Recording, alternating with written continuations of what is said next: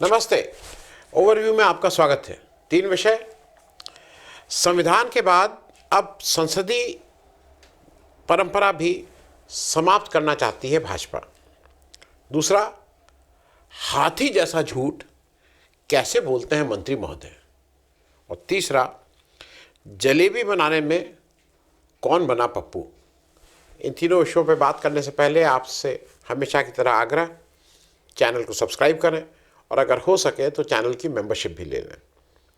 Membership का मतलब कि हर महीने आप हमें एक छोटी रकम हमें आर्थिक सहयोग के रूप में देते हैं, और अगर आप हर महीने का कमिटमेंट नहीं करना चाहते हैं, एक बार एक मुश्त वन टाइम भी हमारा आर्थिक सहयोग कर सकते हैं। हमें आपके इस आर्थिक सहयोग की अपेक्षा भी है और ज़रूरत भी है, क्योंकि चैनल चलाने में आसानी रहती है। तो सबसे पहली बात, संविधान के बाद अब संसदीय परंपरा भी समाप्त करना चाहती है भाजपा। जरा थोड़ा मैं इसलिए इसको समझा दूं कि ये क्या हो रहा है देश में। पहले संविधान बदलने के लिए सब लोग लगे थे कि 400 पार आ जाएगा, संविधान बदल देंगे। जनता ने उसको ठीक कर दिया, लेकिन कुछ चीज़ें जनता के हाथ में भी नहीं है, कुछ चीज़ें मनमानी हैं। देखिए, ऐसा है कि हर संसद में, जो भारत का संसद है, उसमें स्टैंडिंग कमेटी होती है। 24 स्टैंडिंग कमेटी होती है। और 2-3 चीज़ें ये हैं कि ये चीज़ समझिए कि स्टैंडिंग कमेटी में बहुत ज़्यादा काम होता है। बैठकें होती हैं, रिपोर्ट बनती हैं, डिस्कशन होता है। इस स्टैंडिंग कमेटी में कोई कैमरा नहीं ले जा सकता है। तो फ्री एंड फ्रैंक, मतलब ऑपोजिशन के, पक्ष के, विपक्ष के लोग बैठते हैं, क्वेरीज पूछी जाती हैं, डिपार्टमेंट से लोग उसका जवाब देते हैं, इम्प्रूवमेंट कैसे होगा, हर चीज़ पे छोटा छोटा डिस्कशन होता है। तो हमारी जो संसदीय प्रणाली है उसमें उसका मेरे ख्याल में सबसे अहम हिस्सा, अहम रोल इस संसदीय स्टैंडिंग कमिटीज़ का भी है। इस बार जब स्टैंडिंग कमेटी का हुआ तो चेयरमैनशिप, मतलब मुझे लगता है कि क्या इसमें हर चीज़ में बेईमानी। भाई, इंडिया गठबंधन के 243 या कितने सदस्य, एनडीए गठबंधन के 293, यही शायद है, मतलब मोटे तौर पर बोल रहा हूँ, 240 290 ऐसे कर लीजिए। लेकिन जब चेयरमैनशिप बटी तो बीजेपी ने 15 चेयरमैन, मतलब स्टैंडिंग कमेटी का एक चेयरमैन होता है, तो 15 तो अपने पास रख ली। अपने पास मतलब 11 बीजेपी हो गए, एक तेलुगु देशम, एक जनता दल यू, एक शिवसेना और एक एनसीपी, मतलब वो अजीत पवार जी वाली। अब मुझे उसी को एनसीपी बोलते हैं। और सबसे हंसने वाली बात यह है, जो एनसीपी के चेयरमैन बने हैं उनकी एक ही सीट है लोकसभा में। लोकसभा में एक ही सीट, चेयरमैन साहब बन गए, और शायद राज्यसभा में 2 या 3 सीटें हैं, तो उनको चेयरमैन, मतलब अब कहने को रूलिंग पार्टी के पास 15 कंट्रोल। इसके सामने विपक्ष के पास 9 स्टैंडिंग कमेटी, उसमें कांग्रेस को 8, डीएमके को 2, तृणमूल कांग्रेस को 2 और समाजवादी पार्टी को 1। आप कहीं कह सकते हैं कि समाजवादी पार्टी को ज़्यादा मिलना चाहिए था, सत्य ठीक है, उनको 1, क्योंकि शायद लोकसभा राज्यसभा मिला के बात होती है। अब थोड़ा स्टैंडिंग कमेटी का वो भी समझ लीजिए कि ये क्यों, और अभी जो हुआ है उसको मैं किस रेफरेंस में कह रहा हूँ। किस तरह से निशिकांत दुबे और अनुराग ठाकुर टाइप लोग इन संसदीय जो व्यवस्थाएं हैं उसको कितना सुदृढ़ करेंगे, आपको मालूम ही है। एक स्टैंडिंग कमेटी में 31 सदस्य होते हैं, 21 लोकसभा, 31 मैक्सिमम हो सकते हैं, ज़्यादातर पूरे टाइम 31 ही होते हैं। 21 लोकसभा से और 10 राज्यसभा से। लेकिन यहाँ पे एक कैच है, ये सदस्य जो हैं वो नॉमिनेट करते हैं स्पीकर साहब लोकसभा के सांसदों का, और वहाँ पे जो चेयरमैन राज्यसभा हैं, जो हमारे धनखड़ जी हैं, तो धनखड़ जी कितना, आप सोच लीजिए कितने अनबायस्ड हैं, कितने मतलब किसी पार्टी के नहीं है, बिल्कुल इंडिपेंडेंट आदमी है वो, आप सब देखते हैं सुबह से शाम तक। वो नॉमिनेट करते हैं राज्यसभा से सदस्य इस कमेटी में। आपकी जानकारी के लिए बता दूं कि अनुराग ठाकुर जी को कोल माइन एंड स्टील, समझ लीजिए, कोल में किसका इंटरेस्ट सबसे ज़्यादा, माइंस में किसका इंटरेस्ट, स्टील, इन सब में किसका इंटरेस्ट है ये आपको बताने की ज़रूरत नहीं है। इसीलिए वो उसके चेयरमैन, उन्होंने उसकी चेयरमैनशिप पकड़ ली कि भैया इसको पकड़ लो, उसके बाद फिर अपने दोस्त मित्रों का देखा जाएगा।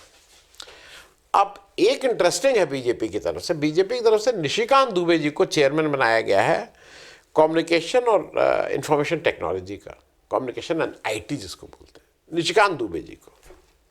आप निशिकांत जी को, दुबे जी का व्यवहार और उनके वक्तव्य आप खुद देखते रहते होंगे। मैं ये बात इसलिए कह रहा हूं कि ये वही कमेटी है, याद रखिएगा, जिसमें पिछली 17वीं लोकसभा जो थी 2019 से 2024 के बीच में, उस समय 8 कमिटीज़ का चेयरमैन ऑपोजिशन को बनाया गया था। उस समय शशि थरूर जी इस committee of communication and information technology के चेयरमैन थे। फिर आपको याद है कितना उसमें झगड़ा बवाल होता था, कितना अनुराग ठाकुर उसके मेंबर थे, महुआ मैत्रा उसकी मेंबर थी। इन लोगों ने क्या क्या नहीं किया था ये आपको ठीक से याद है। और जो जो सबसे अजीब सी बात हुई थी, वो संसदीय परंपराओं में कभी नहीं हुई है, वो 2017 में हुआ था, जब 2022 में कमेटी अभी अभी सत्र पूरा नहीं हुआ था, मतलब लोकसभा अभी 2 साल बाकी थी। तो शशि थरूर जी जो चेयरमैन थे, इंडियन नेशनल कांग्रेस के तरफ से, इंडियन नेशनल कांग्रेस को मिला था, उन्होंने इनको बनाया था। उनको मिड सेशन 2022 में बीच में ही कहा गया नहीं, इंडियन नेशनल कांग्रेस से लेके बीजेपी को दे दिया जा रहा है, मतलब स्पीकर ने कर दिया। ऐसा कभी नहीं होता है। देखिए, बहुत सी चीज़ें 2017 में परंपराएं खत्म हुई थी, जैसे ये बहुत शुरू से एक है कि मिनिस्ट्री ऑफ एक्सटर्नल अफेयर्स का जो स्टैंडिंग कमेटी होती है, उसका चेयरमैन हरदम ऑपोजिशन का होता है। बीजेपी ने नहीं किया, नहीं माना पिछली बार। 2019 17वीं लोकसभा की बात कर रहा हूँ, होम का जैसे होता है, नहीं माना, ठीक है। अब ये जब निशिकांत दुबे जी को इसका चेयरमैन बना दिया गया, और कितने अच्छे हैं, आप उनकी अच्छाई तो सब देख ही रहे हैं सुबह से शाम तक। उसके मेंबर कौन कौन बनाए गए? स्पीकर साहब ने किसको, स्पीकर साहब ने, और उधर धनखड़ साहब ने किसको बनाया? धनखड़ साहब ने इसमें डाला है जया बच्चन जी को और प्रियंका चतुर्वेदी। जया बच्चन सपा के कोटे से, और प्रियंका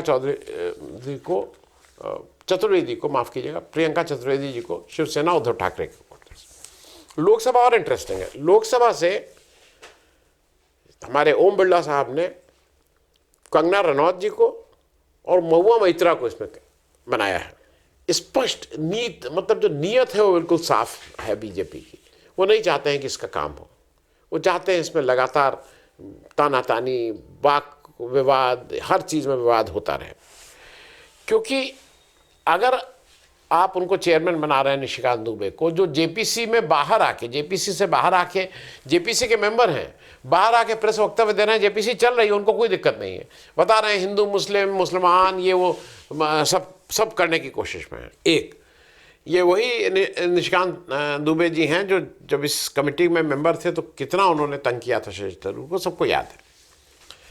और ये भी याद रखिएगा कि ये महुआ मैत्रा की जो सदस्यता जो गई थी, उसमें एक अहम रोल निशिकांत दुबे ने प्ले किया था। मेरा सिर्फ जो कहना ये है कि जो हाउस कमिटीज़ होती हैं उसमें कोशिश ये होनी चाहिए किसी की भी, मतलब चाहे स्पीकर हो चाहे चेयरमैन, कि स्मूथली काम चले।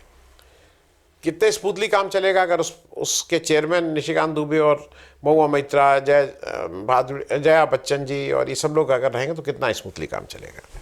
लेकिन एक बात अच्छी हुई है कि महुआ मैत्रा और जया बच्चन जी ने अपने को उससे कहा है कि भाई हमसे इसको अलग कर लीजिए, मैं इसमें नहीं रहूँगी। जया बच्चन जी को लेबर में वो शिफ्ट हुई हैं, उनकी पार्टी ने किया है। महुआ मैत्रा जी उसमें काम नहीं करना चाहती है। मैं सिर्फ ये कह रहा हूँ कि बीजेपी जो सरकार में है और सरकार का प्रेरोगेटिव है, वो इस देश के एक संस्था को, और ख़ास करके जो हमारे संसदीय इतिहास की संस्थाएं हैं, उनको तार तार करके समाप्त कर देना चाहती है। वो इससे बिल्कुल साफ दिख रहा है। अब दूसरी बात, हाथी जैसा झूठ कैसे बोलते हैं मंत्री महोदय? आपको लगेगा हाथी के बराबर झूठ, चींटी के बराबर झूठ नहीं, हाथी के बराबर झूठ। जी, हाथियों के बारे में लेके आज इंडियन एक्सप्रेस में एक बड़ी रिपोर्ट छपी है। आप लोग चाहिएगा तो डिटेल वहाँ से आप गूगल करके देख सकते हैं। लेकिन उसी को और थोड़ा उसमें कुछ और जानकारी मैं आपको दे रहा हूँ, लेकिन बेस्ड ऑन दैट रिपोर्ट। पिछले 5 सालों में हाथियों की जनसंख्या इस देश में करीब 20% कम हुई है उस रिपोर्ट के अनुसार। फरवरी 2024 में एक रिपोर्ट पब्लिश होनी थी, पब्लिश प्रिंट हो गई थी, सब कुछ हो गया था, लेकिन सरकार ने आखिरी मिनट पे जैसे होता है उसको रोक लिया। वो रिपोर्ट ये थी, हाथियों की जनसंख्या के बारे में थी, लेकिन सरकार ने मतलब सब कुछ प्रिंट हो जाने के बाद ये था कि बाद में भाई ये बताया गया कि नॉर्थ ईस्ट की रिपोर्ट नहीं आई है, इसलिए ये पब्लिश नहीं, इसलिए अभी इसको रिलीज़ नहीं कर रहे हैं। पब्लिश तो हो चुकी, प्रिंट तो हो ही चुकी थी, इसलिए इसको रिलीज़ नहीं कर रहे हैं। हालांकि आप जब एक जगह की नहीं आई है, बाकी 4-5 जगह की हैं, तो रिलीज़ करते, काम चलने देते। और अब ये बताया जा रहा है कि अब ये एक्सपेक्टेड है कि जून 2025 में ये आएगी, जब वहाँ का नॉर्थ ईस्ट के डेटा, तब हम इसको रिलीज़ करेंगे। जानकारी के लिए बता दो, नॉर्थ ईस्ट का एक अहम रोल होता है। करीब 1/3 जो हाथी हैं इस देश में वो नॉर्थ ईस्ट में है।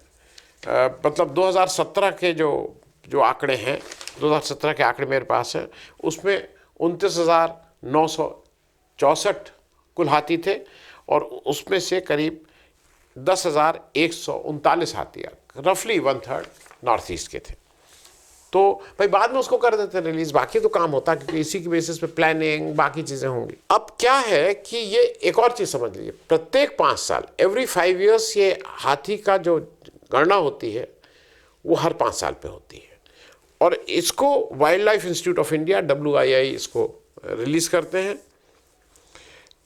ये जो अभी रिपोर्ट अनपब्लिश्ड, मतलब जो रिपोर्ट छप गई है, लेकिन मतलब अभी ऑफिशियली नहीं कहा गया है कि ये है, उसको 7 साइंटिस्ट और WII के इन लोगों ने मिलकर उसको बनाया था, एक कॉम्प्रहेंसिव डॉक्यूमेंट था। अब इस बार क्या किया है इन्होंने, क्यों इनका कहना है इसलिए देरी हो रही है कि पहले हम लोग हेड काउंट करते थे या इनडायरेक्ट काउंट, वो कहाँ कहाँ हाथी की लीद से, डंग से उसको करते थे, कितने हाथी हैं। इस बार स्टैटिस्टिकल मॉडल को लेके आए हैं, जिसके द्वारा ये बाघ और तेंदुआ को उसी तरह से इन्होंने उसकी जनगणना की, गणना की है, जनगणना क्या, जन तो आदमी हो जाता है, गणना की है टाइगर और लेपर्ड की। अब ये इनका कहना ये है कि अब इसी मेथड से हम करेंगे, लेकिन उसमें जून हो जाएगा नॉर्थ ईस्ट, उसके बाद रिपोर्ट निकालेंगे। मैं ये इसको इस बात के लिए कह रहा हूँ, क्यों झूठ बोलते हैं, बार बार झूठ, लगातार झूठ। जब 20% कम हो रहे हैं पिछले 5 साल में, डेटा है, पूरा पब्लिश डेटा है, मैं उसको नहीं दे रहा हूँ, आप उसमें से देख लीजिएगा पेपर से। आपको याद है स्मृति ईरानी जब केरल में 2-3 साल पहले मामलापुरम में एक मामला, कोई हाथी मर गया था, तो कितना हंगामा मचाया था उन्होंने। मतलब लग रहा था कि हाथी को लेके जितनी ज़्यादा संवेदनशील स्मृति ईरानी जी उतना कोई है ही नहीं। कारण बिल्कुल स्पष्ट था, कारण 2 स्पष्ट थे। केरल से राहुल गांधी चुनाव जीत के आए थे, तो एक तो इसलिए उनको एम्बेरस करना है, दूसरा मामलापुरम जो था वहाँ पे मुस्लिम आबादी 70% से ज़्यादा है, तो हिंदू मुस्लिम वाला एंगल करना था, उनको सूट कर रहा था। हद तो ये हो गई है कि इस 12 अगस्त को ये रिपोर्ट फरवरी में आ चुकी है, मतलब प्रिंट हो चुकी है, सरकार उसको रिलीज़ नहीं होने दे रही है, कह रही नॉर्थ ईस्ट का इंतजार करेंगे। और ऐसे समय में अभी 12 अगस्त को इस विभाग के जो मंत्री भूपेंद्र यादव जी हैं, उनका ट्वीट है, और ट्वीट आप देख लीजिएगा। उनका कहना यह है कि हाथी की संख्या देश में स्टेबल है। अब फरवरी जब रिपोर्ट आ चुकी है, तो ऐसा सफ़ेद झूठ इसको बोलते हैं, कैसे बोल लेते हैं आप लोग। नहीं देखिए, आपके जो सबसे बड़े नेता हैं वो ठीक है, उनको तो अब पूरे देश ने मान लिया है कि वो जो बात करते हैं वो झूठ बोलते हैं, तो इसलिए उसमें कोई दिक्कत नहीं है। वो तो, और वो खुद, मतलब आप समझते हैं। आपके एक दूसरे नेता हैं जो पार्लियामेंट में खड़े होकर अपना भाषण देते हैं कि नहीं कश्मीर में फारूक अब्दुल्ला का हमें नहीं पता क्या है, फिर उनको गिरफ्तार किए रहते हैं। फिर वो पाकिस्तान में बताते हैं कि वेस्ट पाकिस्तान में 23% नॉन मुस्लिम थे, और वो अब घिर के क्या अजीब अजीब डेटा, झूठ सिर्फ झूठ। तो आप लोग, भूपेंद्र यादव जी, आप ये जो अगस्त में कहते हैं कि स्टेबल है और आपको ये दिखाते हैं कि 20% का वो नहीं, तो क्या आप आदतन झूठ बोलते हैं या आप कुछ छिपाना चाहते हैं, या पार्टी का एक लाइन है कि भाई सबको झूठ बोलना है, क्योंकि अगर ऊपर वाला बोला तुम्हें भी झूठ बोलना है, तो पार्टी के उस अनुशासन के तहत ये झूठ बोलना है, ये जरा समझ में नहीं आता है। कारण भी जल्दी से मैं आपको बता दूं, जो हाथी वाला है वो है, इसमें कारण क्या है। कारण है कि हर एक इलाके के अलग अलग कारण है, डिटेल रिपोर्ट है वो जब आएगी, लेकिन मुख्य रूप से एक चीज़ है कि जो निरंतर जो खनन हो रहा है, कंटिन्यूस माइनिंग हो रही है, वो जंगलों को बिल्कुल बर्बाद कर रही है। लगातार जंगल काटे जा रहे हैं, कंस्ट्रक्शन वर्क हो रहा है, वो भी एक है। एक और कारण है कि अब चूंकि वहाँ कंस्ट्रक्शन वर्क हो रहा है, हाथी वहाँ डिस्टर्ब हो रहे हैं, वो बाहर निकल रहे हैं, तो हाथी और आदमी की मुठभेड़ हो रही है, उसमें हाथी मारे जा रहे हैं। लेकिन सबसे ज़्यादा हाथी मारने का एक और कारण है कि हाथियों का शिकार हाथी दांत के लिए भी हो रहा है, वो भी एक सबसे बड़ा कारण शायद यही है। फिर एक और बात है, जब आप उनको इधर उधर करते हैं तो वो रेल से कट रहे हैं, क्योंकि कहीं जैसे राजाजी नेशनल पार्क में तो बीच से रेल जाती है, कहीं कहीं रेल जाती है, वो रेल की पटरी पे आ जा रहे हैं, बिजली की तार से करंट लग रहा है, जो हाई वोल्टेज कहीं उसमें हो रहे हैं। एक और चीज़ है कि जैसे आप कमर्शियल प्लांटेशन पे जोर है कि भाई कुछ मतलब वो करो, तो जंगल काट के कमर्शियल प्लांटेशन करो, ये करो, थोड़ा हमारी इकोलॉजी को जो डिस्टर्ब किया जा रहा है। मुझे ऐसा लगता है कि सरकार को स्वीकार करना चाहिए कि इस देश में हाथी की जनसंख्या 20% गिरी है, और अगर गिरी है तो सारे हर आदमी उसके लिए जिम्मेदार है। हर आदमी में ये जन जागरण होना चाहिए कि भाई हाथी की जनसंख्या, हाथी के लिए क्या किया जाए, बजाय इसके कि भाग के और झूठे वक्तव्य देने के। अब अंतिम बात कह के खत्म करूंगा, जलेबी बनाने में कौन बना पप्पू। राहुल गांधी इस समय हरियाणा में सभाएं कर रहे हैं, और यहाँ हरियाणा की एक सबसे इंपॉर्टेंट बात है, जितनी अभी तक मेरी सूचना है, जब तक मैं ये रिकॉर्ड कर रहा हूं, आज हरियाणा का अंतिम चरण का प्रचार है, शाम 5-6 बजे तक खत्म हो जाएगा। मोदी जी, अमित शाह साहब गायब। आप सोच सकते हैं, मतलब बैंड बज रहा हो, वो दूल्हा ही गायब है। बारात किसकी जा रही है? उधर से उस दूल्हे को गायब कर दिया, और जो पुराना दूल्हे का एक पुराना दोस्त था जिसको था कि उसी को बिठा देते, उनके जो अपना खट्टर जी है उनको पोस्टर से गायब कर दिया गया। आपने कभी आप अपनी याद करके बताइएगा कि कभी ऐसा हुआ है कि चुनाव के आखिरी दिन मोदी जी और अमित शाह उस मेन उससे गायब हो गए हों? तो क्या डर हार सामने दिख रही है? मुझे ऐसा लगता है कि अगर आप जीत में इतने खुश रहते हैं, थोड़ा हार को भी स्वीकार करना सीखिए, आपके लिए अच्छा होगा। खैर, बात जलेबी की हो रही थी। राहुल गांधी ने कल हरियाणा में की एक सभा में उन्होंने आए थे, और उन्होंने जलेबी लेके आए थे, लोकल किसी हलवाई की, बढ़िया पैकिंग थी, और उन्होंने बताया कि भाई मैं यहाँ गया, ये जलेबी बन रही थी, और जलेबी हम सब लोग जानते हैं। हालांकि जहाँ पे मैं रहता हूँ, उत्तर प्रदेश के हिस्से में जलेबी सुबह बनती है, दिल्ली में जलेबी शाम को बनती है, ये भी एक अजीब सी चीज़ है। तो वो एक, मैं उस डिटेल में नहीं जा रहा हूँ। तो उन्होंने बताया कि भाई ये जो जलेबी है, अगर ये हम सब लोग, और खूब खाई जाती है जलेबी, अगर एक कोई वो माना जाए तो जलेबी और लड्डू, ये शायद मेरे ख्याल में लड्डू सबसे ज़्यादा मंदिर में चढ़ते हैं और जलेबी सबसे ज़्यादा खाई जाती है। तो जलेबी को लेके उन्होंने कहा कि अगर ये कल के दिन इसको ठीक से पैकिंग की जाए, इसमें ठीक से विस्तार किया जाए, तो ये एक बड़ी इंडस्ट्री बन सकती है, और इसमें एक बड़ा रोजगार मिल सकता है। तो मुझे नहीं लगता है उन्होंने कोई ऐसी आपत्तिजनक बात है। इससे आपको पूरी हरियाणा की हालत पता लग जाएगी। सबसे पहले, जैसे ही मैंने आज ये गाड़ी में जलेबी चखी, मैंने अपने बहन को सीधा मैसेज भेजा। मैंने कहा, प्रियंका को जलेबी बहुत अच्छी लगती है। मान लो इनकी दुकान में आज 100 लोग काम करते हैं, तो अगर इनकी जलेबी बाकी हिंदुस्तान में जाएगी, बाकी दुनिया में जाएगी, तो शायद उनकी फैक्ट्री में एक दिन 10,000, 20,000, 30,000, 50,000 लोग काम कर सकें। अब बीजेपी के लोग लग गए, सारे लोग लग गए, अरे देखो देखो देखो देखो, ये कह रहा है कि और ये सोने से, अरे आलू से सोना बना रहा था, अब ये कह रहा है कि फैक्ट्री में बनेगी जलेबी, अरे इसको पता नहीं ये क्या है। और तो और मोदी जी लग गए, जरा वो भी सुन लीजिए मोदी जी क्या कह रहे हैं। साथियों, जेएमएम अब झूठे वादों की बदौलत अपने आप को बचाना चाहती है। जिन्होंने 5 साल तक जनता का हक छीना, अब वो चुनाव में बड़े बड़े वादे करके आपको भरोसा जीतना चाहते हैं। मोदी जी को तो मतलब मोदी जी सोते होंगे तो मुझे लगता है सपने में राहुल गांधी ही आता होगा, सपने में बजाय भगवान या कोई और। हर एक का सपना अलग अलग होता है, हर एक तरह के सपने। इनको तो राहुल गांधी का सपना आता होगा, उठ के बैठ जाते होंगे कि राहुल गांधी आ गया, तो इनको राहुल गांधी। अब ये क्या कहे हैं जरा आपने ये सुन ही लिया है। ये बताया गया कि बाल बुद्धि है और यही वो बुद्धि है और इसको बुद्धि नहीं है। उसके बाद अब बाढ़ लगी हुई है सोशल मीडिया पे। अमेरिका में वो व्यक्ति बैठ के कह रहा है कि अरे मूढ़ों, बेवकूफ़ों, यहाँ उसने दिखाया अमेरिका और यूरोप के सारे काउंटर्स दिखाए हैं जहाँ पे वादीलाल से लेके हल्दीराम से लेके जो जलेबी यहाँ से बन के जा रही हैं, एक नहीं कई ब्रांड की जा रही हैं। उसने फैक्ट्री में आज फैक्ट्री दिखाई जा रही है कि फैक्ट्री में कहाँ, जहाँ मशीन से जलेबी बन रही है। तो कहना यह है कि एक ऐसा हुआ है जिसको लिवरेज कर सकते हैं। अगर आपको याद हो, आज से 30-35 साल पहले हल्दीराम ने जब नमकीन पैकिंग की शुरुआत नहीं की थी तो नमकीन इस तरह से नहीं आता था। आज नमकीन हर दुनिया का ऐसा, मुझे तो लगता है अंतरिक्ष में भी कोई जाता होगा तो एक पैकेट जल्दी से जेब में रख के चला। कौन सी ऐसी जगह है जहां हल्दीराम की इस तरह के नमकीन है, हर घर में पहुंच गया है। उसी तरह से अब जो मिठाई है वो बन रही है।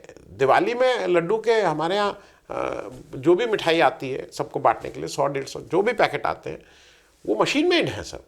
तो इसकी हंसी उड़ाना में मुझे ऐसा लगता है कि आप अपनी हंसी उड़ा रहे हैं और एक बार फिर ये सिद्ध हो गया है कि असली पप्पू कौन है, ये आप खुद ही विचार कर लीजिए। थैंक्स सो मच, बहुत बहुत धन्यवाद।